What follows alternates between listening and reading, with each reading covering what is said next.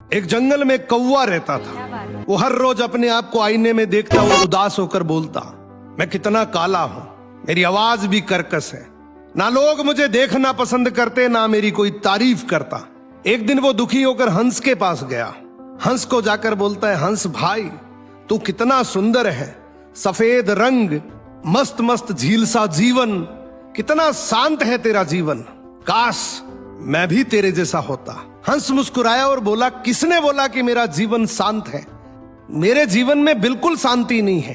बाहर से तुझे ऐसा लग रहा होगा कि मैं कितना मस्त तरीके से पानी में तैरता हूं, लेकिन ये मैं जानता हूं कि उस पानी की गहराइयों में मुझे तैरने के लिए कितने हाथ पैर मारने पड़ते हैं। तुझे बाहर से मैं शांत दिखता हूं, लेकिन मेरे अंदर जो तूफान है उसको कोई नहीं देख पाता।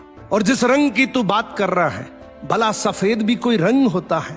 मौत के बाद का प्रतीक है सफेद रंग। तो कौवे ने बोला, तू इस जीवन से खुश नहीं है? बोला, बिल्कुल भी नहीं। जीवन हो तो मोर जैसा हो, जिसका रंग देखकर भी तबीयत खुश हो जाती है। दोनों मिलकर मोर के पास गए। बोले, मोर भाई, भगवान की तेरे पर असीम कृपा है। क्या जीवन दिया है तुझे। प्रकृति ने तेरा एक एक अंग बड़ी फुर्सत से बनाया है। क्या तेरी आवाज है, लोग तरस जाते हैं तेरी आवाज सुनने के लिए। क्या ही तेरे पंख है, लोग घंटों इंतजार करते हैं तेरे पंख फैलाने का। लोग तेरी तस्वीरें खींचने के लिए तरसते हैं। और तुझे इस राष्ट्र पक्षी का दर्जा मिला हुआ है।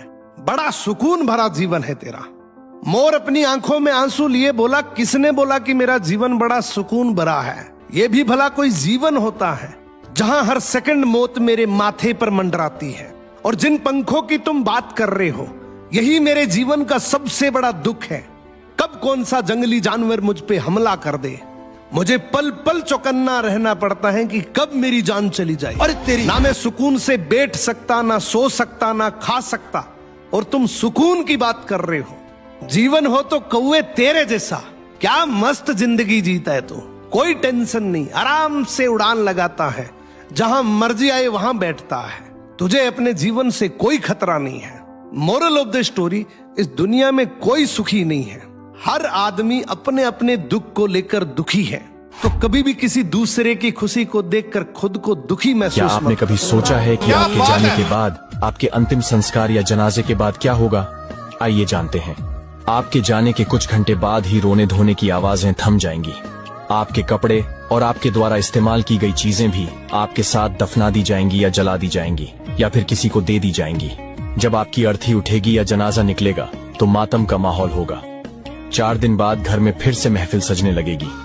लोग आपके अंतिम संस्कार या दफन में आएंगे और जल्दी से क्रियाकर्म पूरा करने की सलाह देंगे, ताकि उनका समय ज्यादा खराब न हो। 13वें या 7वें दिन के लिए अलग अलग राय देंगे। कुछ तो बस आपको जल्दी विदा करने की जल्दी में होंगे।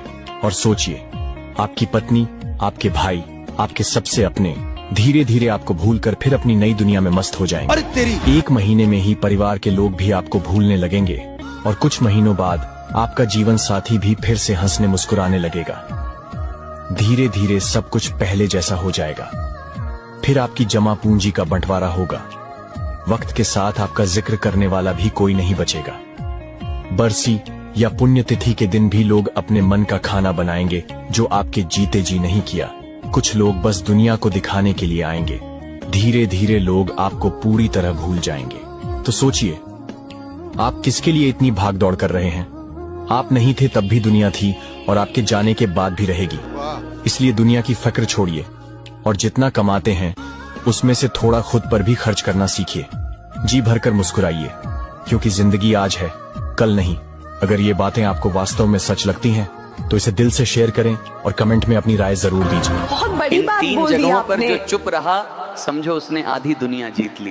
पहली, जहां तुम्हारी बातों की कोई कद्र न हो, वहां मौन रहना ही सबसे बड़ा उत्तर है। दूसरी, जब कोई क्रोध में तुम्हें नीचा दिखाए, तब मुस्कुराकर निकल जाना ही तुम्हारी सबसे बड़ी जीत है। बुद्ध कहते हैं, क्रोध को शांत रहकर ही जीता जा सकता है। तीसरी, अपनी योजनाएं और अपनी कमाई कभी किसी को मत बताना, क्योंकि चाणक्य कहते हैं, राज उजागर होने पर तुम्हारा विनाश निश्चित है। अंत में एक बात गांठ बांध लो, शेर की खामोशी उसकी कमजोरी नहीं, उसके हमले की तैयारी होती है। इसलिए चुप रहो, मेहनत करो और उसको अपनी सफलता से जवाब दो। धन की खेती सब चुगे, रिश्ते बने हजार, सूखा पड़ा जब खेत में उजड़ गया बाजार। जब तक आपकी हांडी पक रही है हर कोई अपना चम्मच लेकर खड़ा है, हांडी ठंडी हुई नहीं कि लोग रास्ता ऐसे बदल लेंगे जैसे कभी आपको जानते ही न थे। दुनिया की रीत यही है, बाप बड़ा न भैया, सबसे बड़ा रुपया। फसल कटी तो मेला और सूखा पड़ा तो अकेला। ऐसी ही सच्ची और कड़वी बातें सुनने के लिए चैनल को जरूर सब्सक्राइब करें। एक गांव में एक चालाक कौवा रहता था। एक दिन उसे खेत में टूटा हुआ आईना मिल गया। कौवा बोला, अरे वाह, अब तो मैं रोज अपना चेहरा देखूंगा। वह जैसे ही आईने में झांकता, सामने एक और कौवा दिखता। कौवा हैरान, अरे यहाँ तो मेरा जुड़वा भाई रहता है। वह बोला, भाई चलो पकौड़ी खाने चलते हैं। आईने वाला कौवा चुप। कौवा गुस्से में बोला, तू इतना घमंडी क्यों है? काव काव करके जवाब देना। फिर उसने चोंच मारी और अपनी ही चोंच पर चोट खा बैठा। दर्द से चिल्लाया, अरे ये तो मुझसे भी ज्यादा लड़ाकू है। गांव के बच्चे हंसते हुए बोले, देखो कौवा अपने ही आईने से लड़ रहा है। कौवा शर्मिंदा होकर बोला, काव काव, अब मैं इस दोस्त को कभी नहीं बुलाऊंगा।